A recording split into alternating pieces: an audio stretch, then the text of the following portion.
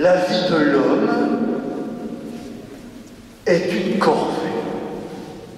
Je suis sûr que cette parole de la première lecture tirée du livre de Job n'est pas passée inaperçue. Et ça me fait tout drôle d'entendre cette parole devant des enfants qui n'ont aucune envie. C'est de croire dans la vie, de croire dans l'avenir. La vie de l'homme est une corvée. Je m'aperçois que nous avons, nous les chrétiens, un peu de mal avec beaucoup de paroles bibliques parce que on ne connaît pas bien l'Ancien Testament. Ce matin, j'ai choisi de vous présenter le livre de Job dont est tirée cette parole, la présenter dans son ensemble pour la comprendre mieux. Le livre de Job, c'est un petit livre qui n'a pas son pareil dans la Bible. C'est pas un récit historique, c'est un conte qui se présente comme une pièce de théâtre. Au début, le rideau est baissé. Et puis, voilà que soudain, sur l'avant-scène, se glisse un personnage. Satan, le diable. Satan en personne, qui vient nous expliquer qu'il arrive de faire le tour du monde et qu'à son retour, il a demandé une audience à Dieu, qu'il a lui a accordée. Et pendant l'entretien, Satan découvre qu'il y a une question qui brûle les lèvres de Dieu.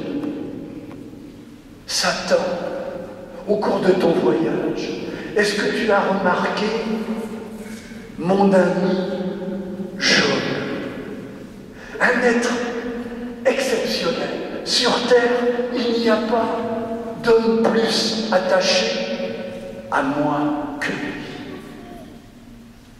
Bien sûr, dit Satan, j'ai remarqué ton grand ami Job, mais pardonne-moi, je vais te décevoir.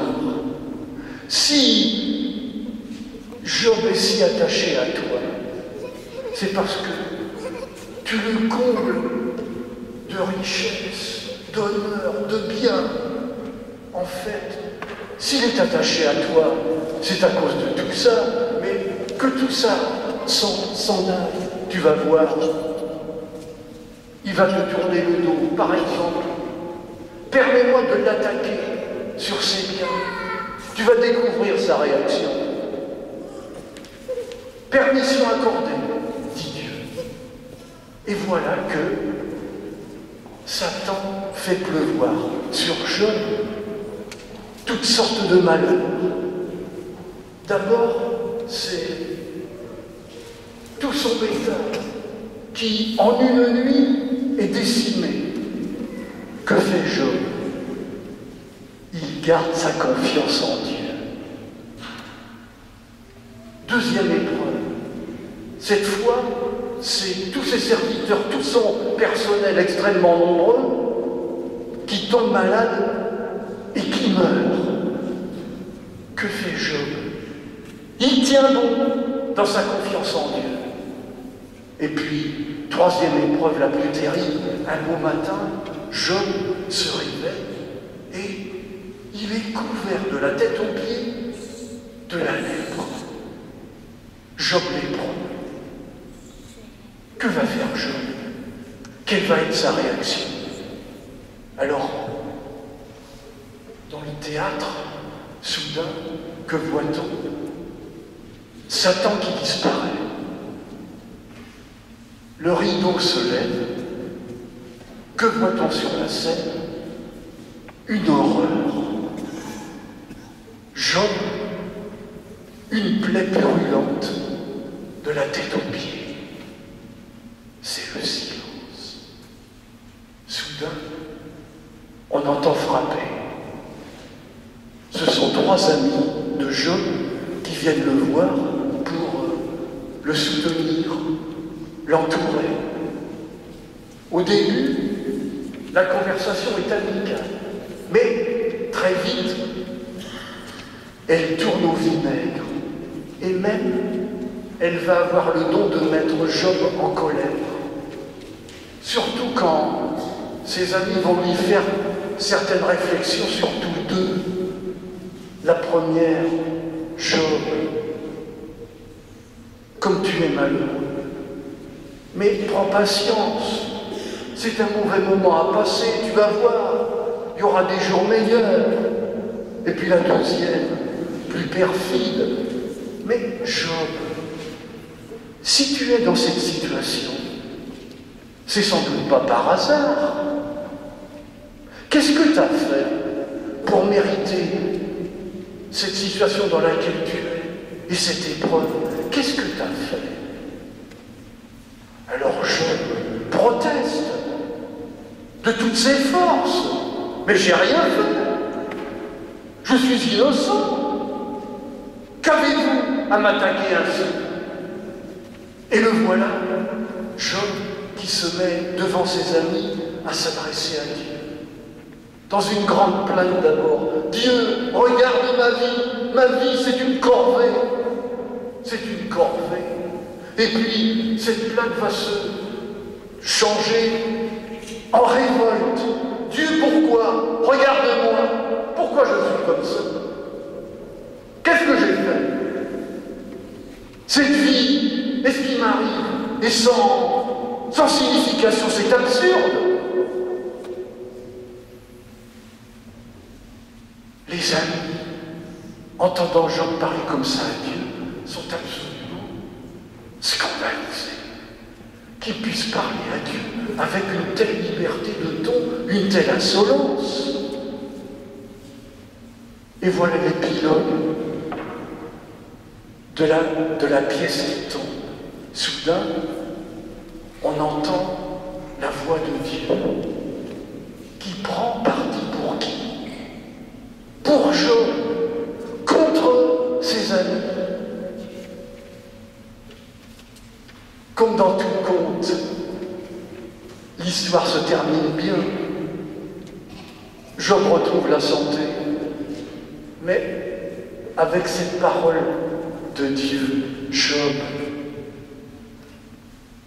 tu cherches à comprendre ce qui t'arrive, c'est bien, mais sache que tout ça te dépasse de toutes parts.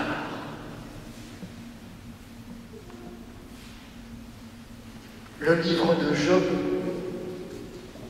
est unique en son genre, unique. 5 siècles avant Jésus, il bouscule beaucoup d'idées reçues sur Dieu et la religion. 4. Non, les épreuves et les détresses des hommes ne sont pas des châtiments et des punitions de Dieu. 2. Notre relation à Dieu n'a rien à voir avec un marchandage de commerçants. Je te donne, tu me donnes. Tu ne me donnes pas, je te quitte. Non. La relation à Dieu, c'est une confiance sans calcul, une alliance d'amour. 3. N'aie pas peur, toi aussi, de parler à Dieu comme Job. Ouvre ton cœur. Vide-le devant lui, sans peur. 4. La vie de l'homme est une corvée. En fait, Job, pendant tout son drame, Dieu était bien plus proche de lui qu'il ne pensait. La réponse de Job, elle est dans cet évangile qu'on vient d'entendre.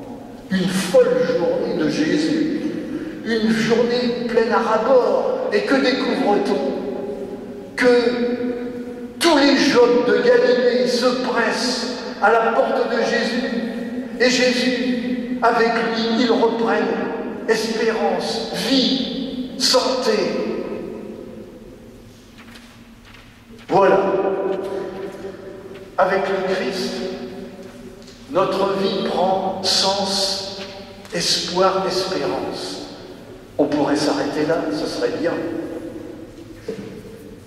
Nous allons terminer cette célébration là, où nous découvrons que celui qui sauve tous les Jobs de la terre va devenir lui-même Job. Il va plonger. Il va plonger. Ce croyant, apparemment pour les hommes, complètement abandonné de Dieu. Ce que Jésus nous apprend, c'est qu'au cœur de la détresse, il y a une confiance possible encore. Au cœur de la détresse. Et c'est ça qui va le sauver.